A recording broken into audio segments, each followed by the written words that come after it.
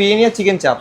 Biryani chicken চাপ, বাদ বাকি জল ফল আছে আমাদের। জল আছে, ঠান্ডা জল দেবে তো? ঠান্ডা জল দেবে একদম। আরে একে ঠান্ডা জলটা মারো আগে, সেটা এখনো পর্যন্ত মানে হোস্ট করেনি ঠিকভাবে। এবার চান করা হয়ে যাবে বেশি জল মারলে। না না না, তুমি সব বিরিয়ানি দাও আগে, ছেড়ে বিরিয়ানি দাও। আমি কিন্তু দেখে খুব খারাপ লাগলো আমার, তাড়াতাড়ি বিরিয়ানি দাও সেটাকে। তাহলে দাদা এই যে তুমি 80 টাকা বিরিয়ানি দিচ্ছ এখন মার্কেটে চলার জন্য, সব মানুষজন বুঝতে পারছে সিঙ্গুর সাতমন্দির তলায় আরো অনেক বিরিয়ানি দোকান আছে, আরো বেশি প্রাইসে আছে। তুই 80 টাকা দিচ্ছ মার্কেট চলার জন্য, সেটা বুঝতে পারছে সবাই। তাহলে কি মানে ভাইরাল হয়ে যাওয়ার পর খুব দাম বাড়িয়ে দেবে?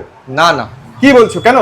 জিনিসপত্রের দাম যখন অত্যাধিক যতদিন না হচ্ছে ততদিন কোন রকম সিদ্ধান্ত নেই দাম। আচ্ছা আচ্ছা, মানুষজনকে দেখতে পাচ্ছি এরকম কি একদম পিউরিফাই জল খাওয়াচ্ছ? একদম। কিসের জীবনের? আর এখানে বিষাকার আছে তাই তো? হ্যাঁ। এটা কি মানে গরম দেবে নাকি ঠান্ডা দেবে? মানুষজন এলে ঠান্ডা। বলছি এসি টেসি লাগাচ্ছ নাকি দোকানের মধ্যে? এসি লাগাবো, মানে সামনের মাসের মধ্যেই এসি লাগাবো। তো ভাই বিরিয়ানিটা কেমন লাগলো তোমার?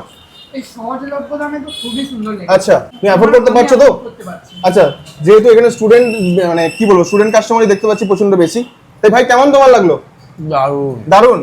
কি বলছো, কোনটা বেশি দারুণ লাগলো? আলুটা খুব নরম। আলুটা নরম মানে কিরম নরম?